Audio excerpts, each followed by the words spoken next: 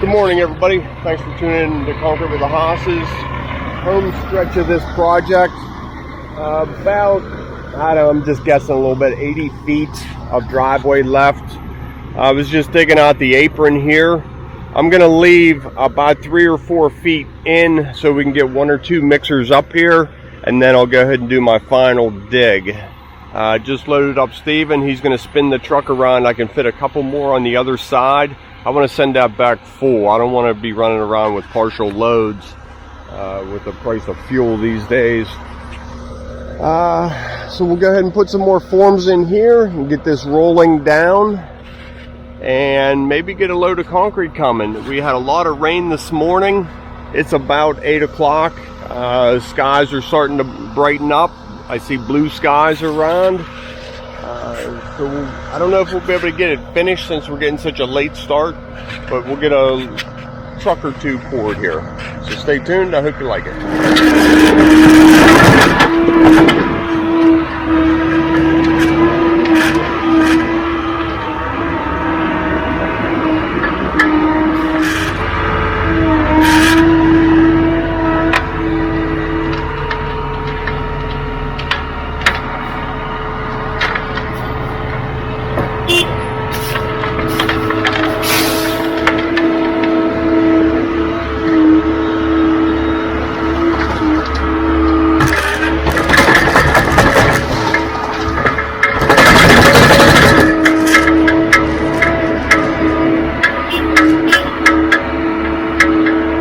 There it is, formed all the way down to the lane.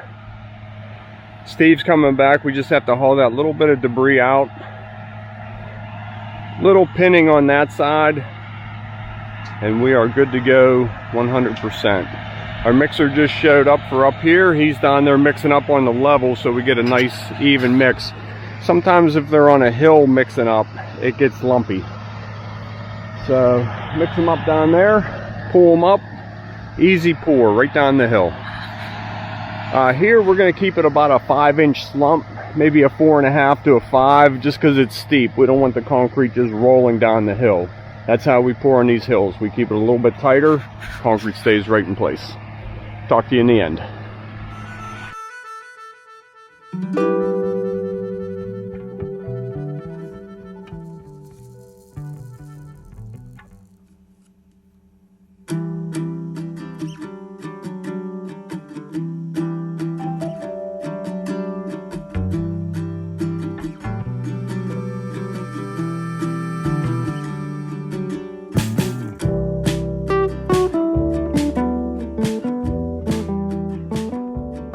This was the easy pour. The next one is the steepest section of the whole driveway. Just got done pouring. You can see how wet it is. Let it tighten up a little bit. We'll get it on our edging. Floating, brooming. Couple minutes yet. Taking some shade. Getting warm out. Okay, all of our edging is done. Steve and I are on cutting joints. We're laid out 10-foot pads on this radius. Downhill bump. Good. Good. Ooh, cut from the bottom side.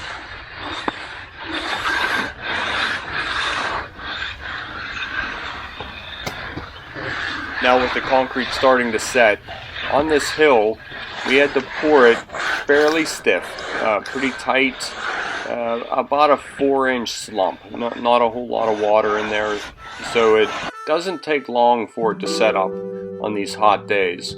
So we just go ahead and everybody just keeps moving. We put our cuts in. I believe we had 3 cuts, 4 pads going down this section of driveway. As soon as we get done with that, you see it's right there on the knee boards. 2 floats going down, just closing that surface up.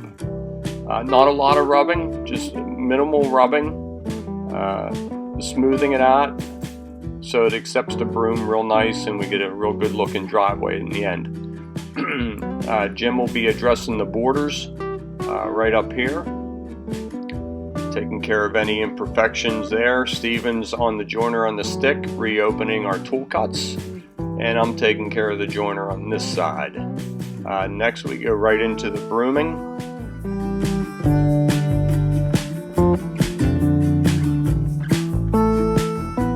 Just working that broom right around the bend, touching up the corners with our edgers, and then back to joiner on the stick as soon as I'm done brooming.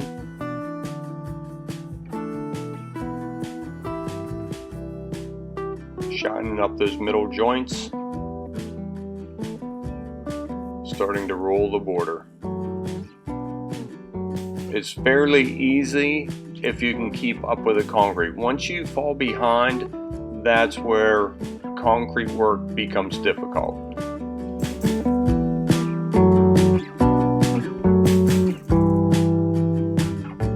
It is the 10 yards all done. I just finished rolling the border.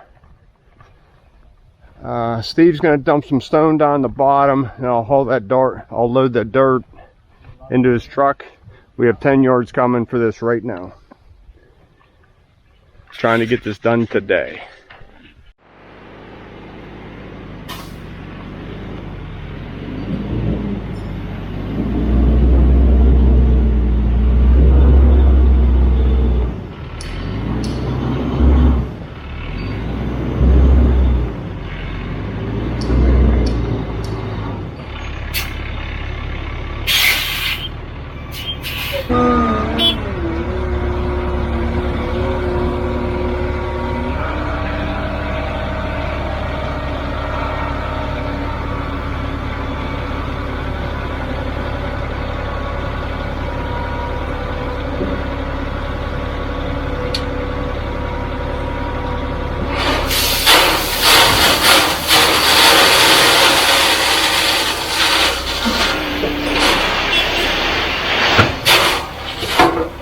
So once Steve dumps enough stone, we pull them out. There's a little bit of gravel left in the truck, but I'll just take that back to the shop. I'm trying to keep the dirt separated in the truck. It really didn't work that good, but there was only a little bit of gravel left in there. Leveling this all up. And that's about all there is to it. It really only needed about 1.5 to 2 inches of stone base to bring it up to our proper thickness. I like pouring the aprons kind of thick. We usually pour those about 6 or 7 inches thick down at the apron. They take all the abuse. Oh, and there's our cement truck right on time. So right back at it, pouring the concrete fairly tight as we work it right down the hill. Everybody else showed up, so it's nice to have a couple extra hands. It's getting hot in the day. We're going on about 2:30, maybe 3 o'clock, and we just wanted to get this driveway wrapped up. And there it is, 10 yards. Okay, here comes our final mixer. Pull them right in here. We can shoot this whole thing, very little dragging. There it is. I'll give you an overall when we're all done. Get him mixed up and poured. So this is going to be a little bit tricky. We're still quite steep. We have to bring that down and give it a little roll back up to the street. We want a little swale in here and divert all the water. There's a catch basin over there. So that's what we're trying to do. I'll go to time lapse for a little bit. And we'll slow it down at the end. Here's where I'm really appreciative of our good drivers that we get every day. At the end of the day, we're all tired. They just lay it in there so nice for us and really just make it our job so much easier. So thank you to all the drivers out there. The pour went really well. We poured it super tight, probably about a 3-inch slump coming down this hill. We added a little taste of water right in that area. You can see how I just put a little swale in that. Rather than coming straight down, we just put a little swale. Now the water, we can divert that to the catch basin. Just rolls in there real nice with the car. So I'm gonna stay up here. We're pouring a little pad for a chicken coop over there. The guys will be back shortly. There we go. Okay, on the apron, I just jumped right on it. It was poured really tight like I had mentioned.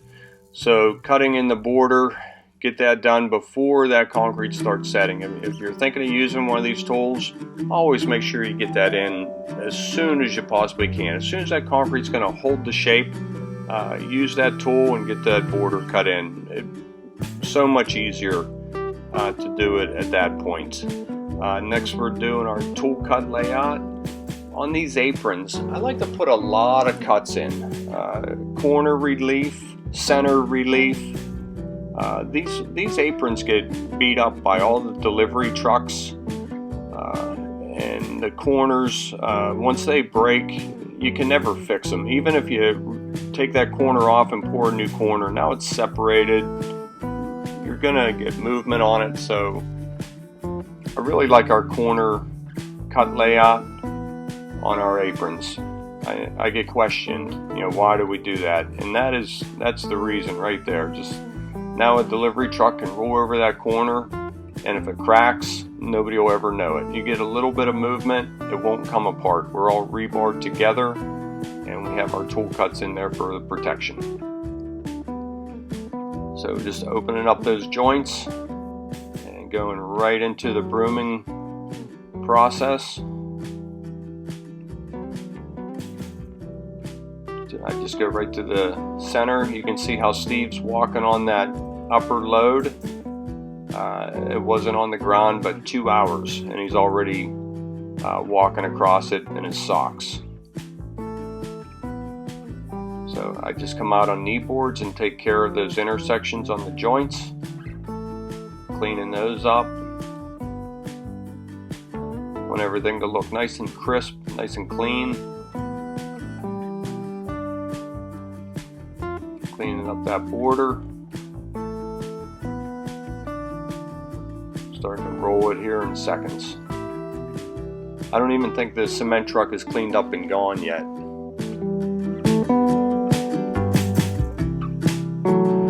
Okay, that's how we're going to leave it for today. All finished and sealed with our SRT from ChemMaster.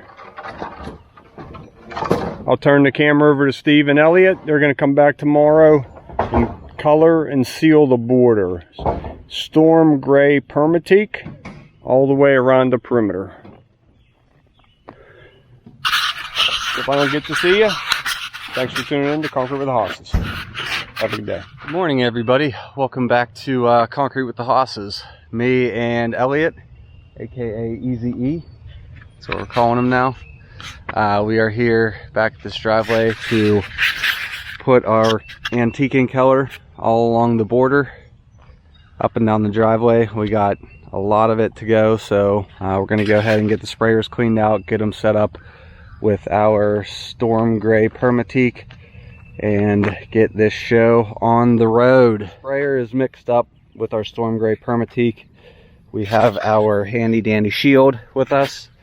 Now what you want to do is, it works really nice with 2 people, but you want to let the shield ride right in that groove, and then that way it's going to block any color from going on the actual driveway. So as we seal, we're going to do the same thing. We're going to shield the border from the driveway so that all of our sealer and our color stay on the border. It's going to look really nice. Elliot's going to hold the can for me while we move, and you'll probably see us stop every I'd say probably 20 to 30 feet, pump it and shake it. You want to make sure you keep your sprayer, you want to make sure you shake it up pretty frequently. That way all the pigment stays suspended in the water, keeps everything nice and even as you're going.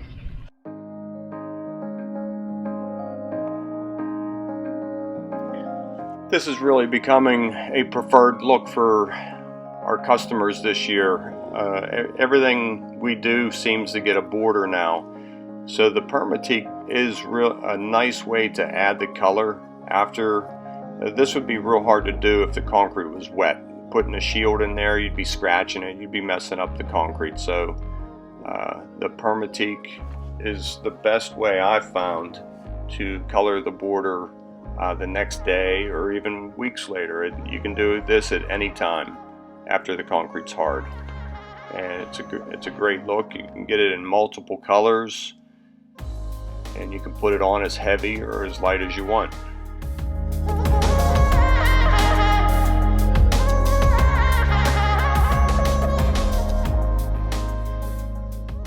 Even without sealer, you can see how just that little bit of antiquing on that border really kind of highlights it. So when we seal it, it's going to really pull all the color out, and it's going to look even better. However, we need to wait for it to dry, so Elliot and I are going to head down to the bottom here. Sorry about that, I kicked the tripod. And patch that bottom in with some cold patch. I feel dirty saying that. I'm a concrete guy that's doing some asphalt work today. I don't really like that, Dad.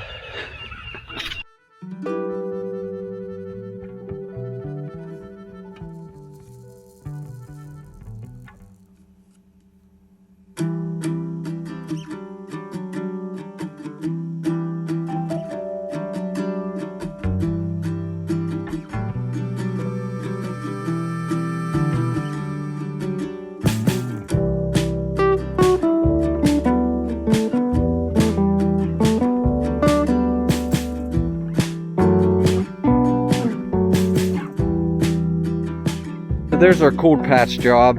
Now, for anybody that's going to criticize us about our end line here, number one, we are not asphalt guys, we do concrete.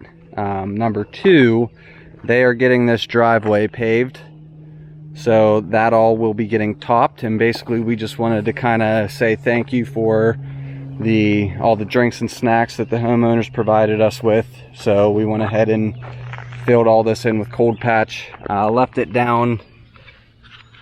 top of our cold patch down about 3/4 of an inch to maybe an inch below the top of concrete. That way, like I said, whenever they pave all this, they can bring their topping straight across there, make for a nice smooth transition onto our driveway.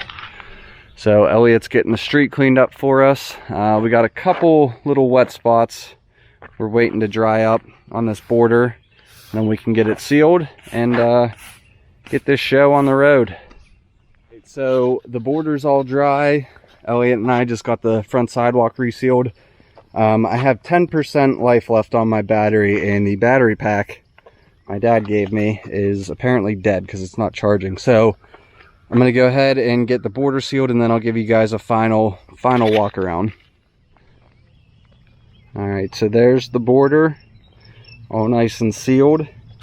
You can see how the Butterfield ClearGuard Pro 350, sorry, really just pulls out the color and highlights all the definition and, you know, all that antiquing color. So here it is, all said and done. Just a massive driveway.